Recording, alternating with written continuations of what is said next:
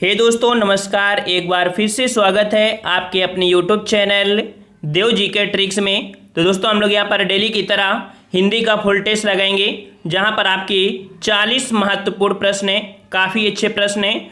और इस टेस्ट में आपके कह सकते हैं कि कठिन प्रश्न भी देखने को मिलेंगे। काफ़ी बच्चों के कमेंट आते हैं कि सर टेस्ट पेपर आपका सरल भी हुआ करता है। तो यहाँ पर जो टेस्ट पेपर आप चल रहे हैं ये आपके कठिन टेस्ट पेपर हैं। तो अगर इनमें आप 40 में अगर 35 सॉल्व कर लेते हैं तो ये समझिए कि आपकी हिंदी बिल्कुल बेहतरीन हो गई है। ठीक है, 2-3 प्रश्न तो ऐसे होते ही हैं कि हो सकता है आपको आए, हो सकता है ना भी आए। ठीक है, तो कोई दिक्कत नहीं है। 35 आप सॉल्व कर लेंगे तो समझिए कि आपकी हिंदी अच्छी हो गई है। आप लोग कमेंट जरूर करिएगा कि आप लोगों के यहाँ पर इस टेस्ट में कितने नंबर आए हैं। ठीक है, चलिए जितने लोग जुड़ चुके हैं सभी लोग वीडियो लाइक कर दे एक बार। और आवाज आ रही है हमारी ना? चलिए, तो आवाज आ रही है तो हम लोग स्टार्ट करते हैं। और अगर आप नए हैं तो चैनल को सब्सक्राइब करने के साथ साथ प्लेलिस्ट के माध्यम से सभी वीडियो देखते चलिए। यहाँ पर प्रश्न आपसे पूछा गया है कि रोमन लिपि का प्रयोग किस भाषा के लिए नहीं होता है। यहाँ पर साथियों क्या लिखा है? नहीं शब्द। तो याद रखिए रोमन लिपि का प्रयोग जो कह सकते हैं किस भाषा के लिए नहीं होता है। यहाँ पर जवाब सही क्या हो जाएगा? आपके लिए टफ हो सकता है।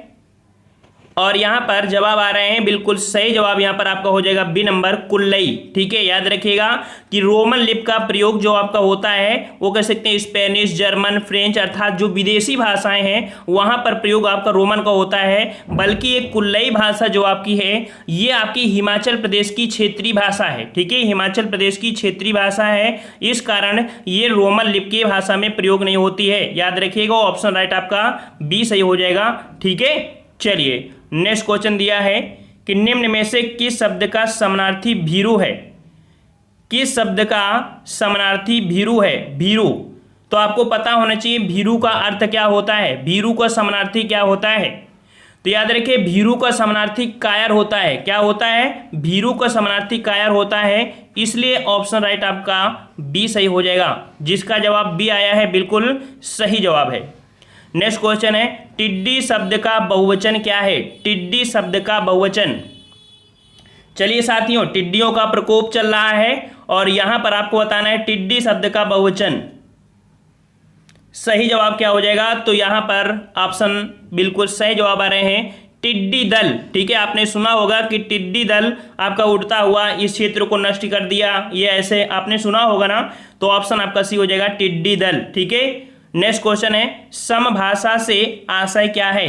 समभाषा, समभाषा किसे कहते हैं? तो यहां पर जवाब सही हो जाएगा ऑप्शन राइट आपका यहां पर समान भाषा। ठीक है, समान भाषा यह कह सकते हैं कि आपका मिलकर बोलना। ठीक है, समान भाषा ये कह सकते हैं मिलकर बोलना। ऑप्शन आपका यहां पर सी सही हो जाएगा। नेक्स्ट क्वेश्चन आपका दिया गया है अर्थालंकार का एक प्रकार नहीं है। इनमें से आपको बताना है कि कौन सा अर्थालंकार का भेद नहीं है। चलिए फटाफट आंसर दीजिए यहाँ पर। तो अर्थालंकार में जो आपके होते हैं रूपक है ना, उपमा, उत्प्रेक्षा, भ्रांति, संदेह, दृष्टांत, विभावना ये होते हैं, लेकिन अतिशयोक्त ये आपका नहीं होता है। ठीक है, तो ऑप्शन आपका डी हो जाएगा अतिशयोक्त, ये अर्थालंकार का भेद नहीं है। ठीक है, चलिए नेक्स्ट क्वेश्चन दिया गया यहाँ पर कि दीप जले शंख बजे किस रचनाकार की कृति है। थोड़ा सा आपके लिए टफ हो सकता है। दीप जले शंख बजे किस रचनाकार की कृति है। और जितने लोग यहाँ पर आते जा रहे हैं सभी लोग वीडियो लाइक कर दीजिए भाई, वीडियो लाइक कर दीजिए, हम थोड़ा और स्पीड में और अच्छे से हो जाएं, हमारी भी आवाज़ कड़क हो जाए। ये आपके लाइक के ऊपर डिपेंड होता है कि आप कितना लाइक करते हैं। जितना ज़्यादा लाइक करते हैं उतनी ज़्यादा एनर्जी हम लोगों को मिलती है। ठीक है, तो दीप जले शंख बजे किस रचनाकार की कृति है। यहाँ पर आपका जवाब सही हो जाएगा 6 का ऑप्शन राइट, डी नंबर हो जाएगा कन्हैयालाल मिश्र प्रभाकर की है। याद रखिए कन्हैयालाल मिश्र प्रभाकर की है। ठीक है, और नेक्स्ट क्वेश्चन की ओर आते हैं। क्वेश्चन आपसे अगला पूछा है कि रचना के आधार पर सरल वाक्य और वाक्य के भेद, अर्थात यहाँ पर ऐसा कौन सा ऑप्शन भर दिया जाए जो आपको यहाँ पर सही हो जाएगा। तो रचना के आधार पर सरल वाक्य, संयुक्त वाक्य और मिश्र वाक्य, ये वाक्य के भेद होते हैं। रचना के आधार पर सरल वाक्य, संयुक्त वाक्य और मिश्र वाक्य अर्थात 3 प्रकार के भेद होते हैं, जो कि ऑप्शन राइट आपका यहाँ पर बी सही हो जाएगा। जिन साथियों का जवाब यहाँ पर बी आ रहा है बिल्कुल राइट आंसर है। चलिए नेक्स्ट क्वेश्चन दिया गया है कि इनमें कौन सा परिमाणवाचक विशेषण का उदाहरण नहीं है। चलिए साथियों, नहीं शब्द है और साथियों जरूर इसको ध्यान दिया करिए एग्जाम में, नहीं शब्द, ठीक है, क्योंकि एग्जाम में जल्दी जल्दी में आप गलती कराते हैं और ऐसा सबसे होता है, ठीक है। तो नहीं शब्द आपका दिया है और परिमाणवाचक में देखिए 50 गज जमीन एक संख्या है अर्थात एक फिक्स है, 2 किलो 10 लीटर अर्थात ये फिक्स है ना, लेकिन अनगिनत तारे ये कह सकते हैं विशेषण आपका परिमाण विशेषण नहीं है, ठीक है। तो 8 का जवाब यहाँ पर क्या हो जाएगा, ऑप्शन आपका ए हो जाएगा, जो कि परिमाण नहीं है, ये अनिश्चित संख्या का बोध करा रहा है, ठीक है। चलिए साथियों नेक्स्ट क्वेश्चन आपसे आ गया है कि दिए गए विकल्पों में से कौन सा शब्द स्त्रीलिंग नहीं है। चलिए दिए गए विकल्पों में से कौन सा शब्द स्त्रीलिंग नहीं है, 9 का जवाब दीजिए। चलिए 9 का ऑप्शन राइट आपका सही क्या हो जाएगा, यहां पर आपका देख सकते हैं कि स्त्रीलिंग शब्द नहीं है। यहां पर देखिए अनानास, चिल्का झील से आपको पता है कि ये झील है, मतलब कह सकते हैं कोई शब्द को दबी आवाज में भी बोल सकते हैं, है ना। सब्जी भी आपकी हो गई बुंदेली, यहाँ पर 3 आपको ऐसे दिख रहे हैं ये पॉइंट जो स्त्रीलिंग है, लेकिन अनानास 9 का ऑप्शन आपका ए हो जाएगा, ये स्त्रीलिंग शब्द नहीं है, ठीक है, ए सही जवाब हो जाएगा। नेक्स्ट क्वेश्चन है सर्वदा एक वचन में रहने वाला शब्द कौन सा है। बहुत ही प्यारा प्रश्न आपका है 10 नंबर। चलिए साथियों बिल्कुल सही जवाब देना है यहाँ पर, सर्वदा एक वचन में रहने वाला शब्द आपका कौन सा है। तो बिल्कुल सही जवाब आ चुका है, ऑप्शन राइट आपका बी हो जाएगा, जनता। याद रखिएगा जनता शब्द जो होता है ये सदैव आपके एक वचन में होता है, ठीक है। चलिए नेक्स्ट क्वेश्चन आपका पूछा गया है, बताते हैं कि शब्द यहाँ शब्दों में चमत्कार है तथा बताते हैं कि यहाँ अर्थ में अद्भुत सौंदर्य है, अर्थात ऐसे कौन सा यहाँ पर ऑप्शन भर दिया जाए कि दोनों ही आपका सही हो जाएगा। तो यहाँ पर देखिए यहाँ पर शब्द है और यहाँ पर अर्थ है, तो देखिए शब्द अलंकार अर्थालंकार आपको मिल गया है। यहाँ पर अगर ऑप्शन में भर दिया जाए कि शब्द अलंकार, ठीक है, शब्द अलंकार बताते हैं कि शब्दों में चमत्कार है तथा अर्थालंकार बताते हैं कि यहाँ अर्थ में अद्भुत सौंदर्य है, यहाँ पर आपका जवाब सी भरा जाएगा। और जिन साथियों का जवाब यहाँ पर सी आ रहा है इसका मतलब है कि रिक्त स्थान संबंधी आपकी समस्याएं खत्म हो गई हैं। चलिए साथियों नेक्स्ट क्वेश्चन आपसे पूछा गया है, इनमें कौन सी विपरीत शब्दों की उचित जोड़ी नहीं है। तो यहां पर देखिए दिया है अग्ग का विज्ञ, है ना, शुक्ल का कृष्ण होता है, बर्बर का शब्द होता है। यहां दिया है अपाच्य, अपाच्य का दिया है कुपाच्य, जो कि गलत है। याद रखिएगा अपाच्य का कुपाच्य नहीं होता है, ठीक है, अपाच्य का कुपाच्य नहीं होता, तो होता क्या है, तो अपाच्य का होता है सुपाच्य। क्या होता है, सुपाच्य होता है, इस कारण से ऑप्शन आपका बी गलत दिया गया था। चलिए साथियों नेक्स्ट क्वेश्चन दिया है कि समानार्थी शब्द के आधार पर यमुना शब्द के लिए उचित समूह को चुनिए। चलिए यमुना शब्द का यहाँ पर उचित बताना है और काफ़ी अच्छा टेस्ट है, सभी लोग वीडियो लाइक कर दीजिए अभी तक जिन लोगों ने लाइक नहीं किया है। और यहाँ पर यमुना के लिए उचित समूह यहाँ पर देखो आका दिया है, कालिंदी है और यहाँ भी कालिंदी है ना। अब बात आती है कि कृष्णा सूर्य सुता और यहाँ अबुध है या अम्बुध हो जाएगा, ठीक है। यहाँ पर देखिए कालिंदी, कृष्णा और सूर्यसुता, ये आपका जो ऑप्शन बी है सही हो जाएगा। अब यहाँ भी कालिंदी है और सूर्यसुता है, लेकिन अबुध अर्थात अम्बुध, ठीक है, अबुध मतलब अम्बुध होता है अर्थात ये बादल की पर्यायवाची है, ठीक है। तो इस कारण से ये आपका ऑप्शन गलत हो जाएगा, राइट आंसर आपका यहाँ पर बी सही हो जाएगा, नहीं, ठीक है। चलिए नेक्स्ट क्वेश्चन दिया गया है, दिए गए विकल्पों में से कौन सा विकल्प मुहावरा है। चलिए भाई यहाँ पर बिल्कुल सही जवाब देना है। हमने कई बार आपको यहाँ पर इसकी पहचान बताया है कि मुहावरा और लोकोक्ति में डिफरेंस क्या होता है, और मुहावरे की पहचान करना तो सबसे इजी है कि जिस भी मुहावरे में लास्ट में ना लगा होता है वो आपका मुहावरा होता है। ये 99% आपकी एक ट्रिक ये कह सकते हैं पहचान होती है, ठीक है। तो यहाँ पर पत्थर की लकीर होना ना शब्द आपको इंगित कर रहा है कि ये आपका क्या है, मुहावरा है। तो ऑप्शन राइट आपका ए सही हो जाएगा। चलिए ध्वंस शब्द का विलोम शब्द क्या है, ध्वंस शब्द का विलोम बताना है। और ध्वंस का विलोम यहाँ पर सही क्या हो जाएगा आपका, 15 का सही का जवाब यहाँ पर ध्वंस का अर्थ होता है नष्ट होना, ठीक है, ध्वंस का अर्थ होता है नष्ट होना, अर्थात इसका विलोम बनेगा निर्माण होगा, ठीक है, निर्माण। तो 15 का ऑप्शन आपका सी सही हो जाएगा, जिसका जवाब सी आया है बिल्कुल सही जवाब है। चलिए अगला क्वेश्चन है, अत्याचार का फल अच्छा नहीं, अत्याचार का फल अच्छा नहीं, यह वाक्य किस लोकोक्ति का अर्थ प्रकट करता है? अत्याचार का फल अच्छा नहीं, देखते हैं कि जंगल में मोर नाचा किसने देखा, ये तो होगा नहीं। चमगादड़ के मेहमान उल्टे लटकते, ये भी नहीं है। तलवार का खेत रहा नहीं होता, तलवार का खेत रहा नहीं होता, यहाँ पर जवाब आपका सी सही हो जाएगा।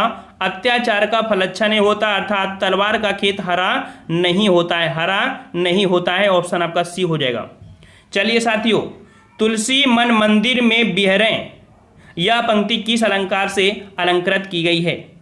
तुलसी मन मंदिर में बिहरें, हमने आपको ट्रिक बताया था, क्या बताया था? रूपक अलंकार में आपको डैश मैक्सिमम मिल जाता है ना। यहाँ पर मन की तुलना मंदिर से की गई है, अर्थात तो यहाँ पर आपका जवाब आपका डी हो जाएगा, रूपक अलंकार, ठीक है। मन मंदिर से उपमेय में उपमान की निषेध रहित आरोपण का बोध हुआ है, डी नंबर आपका सही हो जाएगा।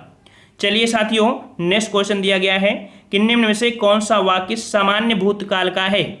सामान्य भूतकाल का पूछा गया है, और देखिए सामान्य भूतकाल, और सामान्य भूतकाल यहाँ पर होता है क्या कि जैसे कि वर्षा, ये आपका नंबर ए आपका सही हो जाएगा, वर्षा हुई, ठीक है, वर्षा हुई। मान लीजिए अपने फ्रेंड से आप फोन कर रहे हैं और पूछा कि आज वर्षा हुई थी, तो आप बोलते हैं हाँ वर्षा हुई, है ना।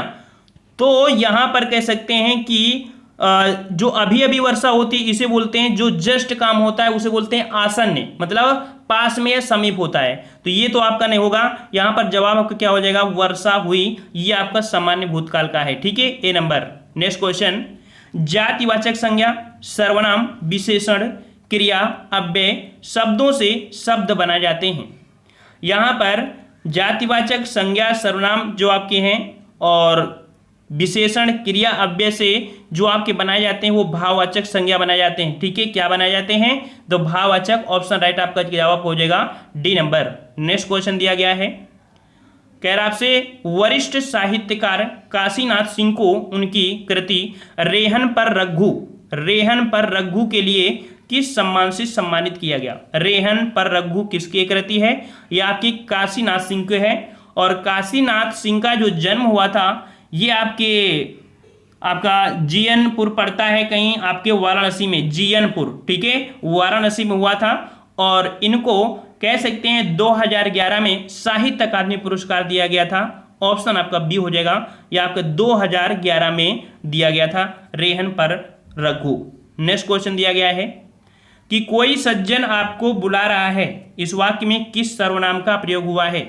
चलिए साथियों, सबका जवाब सही होना चाहिए। कोई सज्जन आपको बुला रहा है, तो यहां पर देख सकते हैं कोई शब्द जो दिया है, कोई शब्द जो आपका दिया है कैसा है, पता नहीं है ना कि कौन बुला रहा है, अर्थात ये अनिश्चयवाचक सर्वनाम है, ठीक है, अनिश्चयवाचक सर्वनामिक विशेषण, ऑप्शन आपका सी सही हो जाएगा। चलिए नेक्स्ट क्वेश्चन दिया गया है कि बिना दीवारों का घर, बिना दीवारों का घर, मनु भंडारी की यह कृति किस विधा पर आधारित है? बिना दीवारों का घर, और 22 को ऑप्शन राइट आपका जवाब सही हो जाएगा। ये नाटक है, क्या है? ये नाटक कृतियां हैं, ठीक है, बिना दीवारों का घर, और एक और है रजनी दर्पण, ये मन्नू भंडारी की दो महत्वपूर्ण आपकी नाटक कृतियां हैं, ऑप्शन आपका बी सही हो जाएगा। नेक्स्ट क्वेश्चन है, पारा ना उतरना, यहाँ पर देखो ना शब्द है ना और मुहावरा है ना, हमने बताया कि मुहावरा वो होता है जिसके लास्ट में ना मिलता है, ठीक है, तो मुहावरा मतलब यहाँ पर दिया पारा ना उतरना, मुहावरे का उचित अर्थ दीजिए। चलिए जवाब दीजिए फटाफट, और यहाँ पर पारा ना उतरना बिल्कुल सही जवाब आ चुका है, ऑप्शन आपका 23 को ऑप्शन राइट आपका हो जाएगा डी नंबर, अशांत होना, ठीक है, अशांत होना। नेक्स्ट क्वेश्चन है, इनमें से कौन सा शब्द सरस्वती शब्द का समानार्थी नहीं है? समानार्थी नहीं है, थोड़ा सोच समझकर इसका जवाब दीजिएगा। यहाँ पर देख सकते हैं कि यहाँ पर सरस्वती की देखिए शारदा होता है, वागीश्वरी होता है ना, यहाँ पर दिया है सुधी और दिया है आपका श्री, याद रखिए सुधी, सुधी जो आपका होता है ये कह सकते हैं पंडित या ज्ञानी का पर्याय है, ठीक है। और यहाँ पर जो श्री है, श्री ये लक्ष्मी का पर्याय है। तो यहाँ पर इस प्रश्न के जो आपके आंसर होंगे ए और सी हो जाएगा, ठीक है साथियों, समझ में आया ना। यहाँ पर थोड़ी सी त्रुटि है, यहाँ पर दो ऑप्शन यहाँ पर आपके कह सकते हैं सरस्वती के समानार्थी नहीं है, ए और सी हो जाएगा इसका जवाब। चलिए अगला क्वेश्चन है, हिंदी वर्णमाला में स्वरों की संख्या बताइए। हिंदी वर्णमाला में स्वरों की संख्या बताइए। यहाँ पर सही जवाब, यहाँ पर बिल्कुल सही जवाब आ चुका है, ऑप्शन राइट आपका यहाँ पर ए हो जाएगा, 11 होती। याद रखिए कभी भी पूछे तो आपको स्वरों की संख्या कितनी बताना है तो 11 ही बताना है, ऑप्शन आपका ए सही हो जाएगा। नेक्स्ट क्वेश्चन है, यह पंक्ति यमक अलंकार का भेद नहीं है। अलंकार का भेद नहीं है। डायरेक्ट दो क्वेश्चन शायद रह गए, छूट गए होंगे, माफ करिएगा। चलिए 28 के जवाब दीजिए जो भी है। यहाँ पर आपका दिया है कि पंक्ति यमक अलंकार का भेद नहीं है। देखिए 28 नंबर में सूरज है जग का बुझा बुझा। यहाँ पर देखो बुझा का अर्थ बुझा ही होता है, अदर कुछ नहीं होता है, ठीक है। तो आपका जवाब यहाँ पर यमक अलंकार में यही भेद आपका नहीं होगा। यहाँ पर देखिए कुल का अर्थ मिलता है आपका, 3 बेर खाती ये भी मिलता है, मन का ये भी आपको मिलता है। इनके अर्थ होते हैं लेकिन इसका कोई अर्थ नहीं होता है, इसका अर्थ सिर्फ बुझा ही होता है। तो ऑप्शन आपका ए हो जाएगा, ये यमक अलंकार का भेद नहीं है, ऑप्शन राइट आपका ए हो जाएगा। चलिए साथियों नेक्स्ट क्वेश्चन का जवाब बिल्कुल सभी को देना है कि किस वर्ष हिंदी भाषा को राजभाषा के रूप में मान्यता दी गई। किस वर्ष हिंदी भाषा को राजभाषा के रूप में मान्यता दी गई। बिल्कुल सही जवाब आ चुका है, 29 का ऑप्शन राइट आपका हो जाएगा, 14 सितंबर 1949, ठीक है। 14 सितंबर 1949 को यहाँ पर हिंदी को राजभाषा के रूप में मान्यता प्रदान की गई। चलिए नेक्स्ट क्वेश्चन का आते हैं। और साथियों वीडियो लाइक कर दीजिए, सभी लोग वीडियो लाइक कर दीजिए। अगर आपको लगता है कि नहीं हम इस चैनल से कुछ ज्ञान प्राप्त कर रहे हैं तो हमको भी आपसे कुछ प्राप्त करना है, आप सिर्फ लाइक कर दिया करिए तो पता चले कि नहीं आप लोग लाइक करते हैं, इसका मतलब है कि आप लोग को हम जो पढ़ा रहे हैं बहुत अच्छा लगता है। चलिए यहाँ पर दिया है मानक वर्तनी के आधार पर शुद्ध शब्द पहचानिए। मानक वर्तनी के आधार पर शुद्ध शब्द पहचानिए, 30 का जवाब देना है। और यहाँ पर सही जवाब क्या हो जाएगा, 30 का ऑप्शन राइट। मृत्यु दंड जो लिखा जाता है, याद रखिएगा मृत्यु दंड जो लिखा जाता है वो आपका लिखा जाएगा ऑप्शन सी इस प्रकार से, ठीक है। कहीं कहीं आपको मृत्यु दंड में जो ये आपका जैसे ऐसे लिख दे रहे हैं मृत्यु, तो आपका यहाँ पर बिंदी लगा देते हैं, ठीक है, वो भी आपका सही हो जाता है। तो यहाँ पर आपका सी सही हो जाएगा। नेक्स्ट क्वेश्चन दिया है कि जब कोई वाक्यांश अपना सामान्य अर्थ छोड़कर विशेष अर्थ की ओर संकेत करता है उसे क्या कहते हैं। तो जब कोई वाक्यांश अपना सामान्य अर्थ छोड़कर विशेष अर्थ की ओर संकेत करता है उसे क्या कहेंगे, तो उसे बोलते हैं मुहावरा, ठीक है, उसे मुहावरा बोलते हैं, ऑप्शन आपका डी सही हो जाएगा। नेक्स्ट क्वेश्चन है बेल शब्द का बहुवचन बताइए। बेल शब्द का बहुवचन बताइए। बेल का बहुवचन क्या होता है, बेलें होता है, ऑप्शन आपका बी सही हो जाएगा, बेलें, ठीक है। नेक्स्ट क्वेश्चन आपसे अगला पूछा गया है कि आधुनिक हिंदी की सबसे सशक्त कवियत्रियों में से एक होने के कारण आधुनिक मीरा के नाम से जाना जाता है। तो यहाँ पर आधुनिक मीरा के नाम से किसे जानते हैं, चलिए आधुनिक मीरा के नाम से किसे जानते हैं। सही जवाब यहाँ पर 33 को बताना है और बिल्कुल सही जवाब है यहाँ पर ऑप्शन बी हो जाएगा, महादेवी वर्मा को, ठीक है। किसको, महादेवी वर्मा को यहाँ पर आधुनिक हिंदी की सशक्त कवित्रों में से कहा जाता है, याद रखिएगा।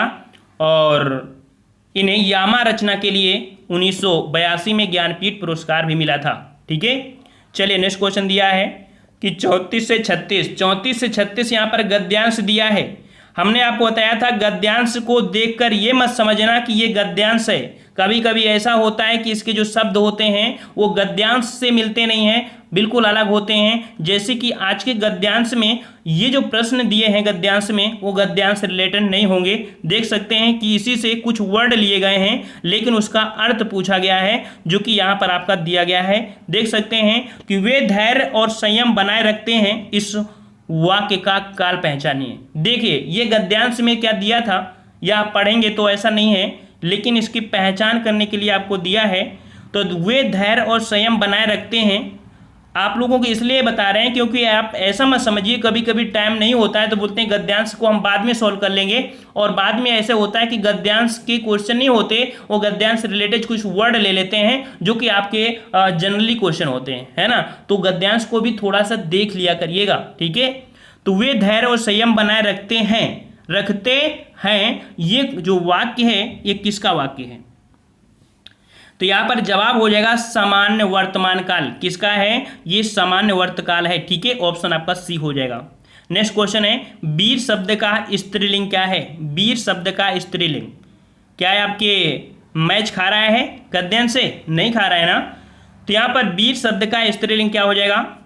सही जवाब 35 का ऑप्शन वीरांगना बनता है, ठीक है। वीरांगना बनता है। जो पहले जमाने में राजा लोग रहते थे तो वहां पर स्त्री को वीरांगना शब्द बोलते थे, जो स्त्री वीर होती थी, ठीक है।